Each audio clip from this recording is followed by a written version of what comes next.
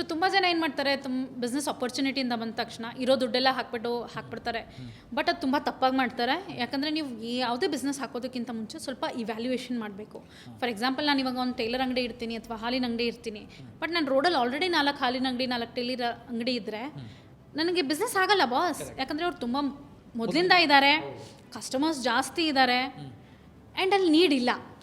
Okay, so ನೀವು business ಹಾಕ್ತಿರ್ಬೇಕಾದ್ರೆ ನೀವು first ನಿಮ್ಮ ಕಸ್ಟಮರ್ ಫೀಡ್ಬ್ಯಾಕ್ ಆಗಲಿ, ಕಸ್ಟಮರ್ ಎಲ್ಲಿ ಜಾಸ್ತಿ ಇದ್ದಾರೆ, ಕಸ್ಟಮರ್ ಡಿಮಾಂಡ್ ಏನು, ಆ ಡಿಮಾಂಡ್ಗೆ ಏನಫ್ ಸಪ್ಲೈ ಇದೆಯಾ, ನಾನು ಅದನ್ನು ಮಾಡಿದ್ರೆ ಮಾತ್ರ ಮಾರಾಟ ಮಾಡುವಂಥ ಅಥವಾ ನಾನು ಡಿಸ್ಟ್ರಿಬ್ಯೂಟ್ ಮಾಡುವಂಥ ವಸ್ತುವಿಗೆ ಡಿಮಾಂಡ್ ಇದೆಯಾ ಇಲ್ವಾ.